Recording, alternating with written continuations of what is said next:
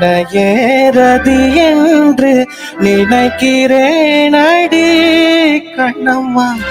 நான் பாடும் கீதங்கள் உன் வண்ணம். தையதா தையதா தைய தையதா தையதா வையதா பஞ்சு முத்தம் தா.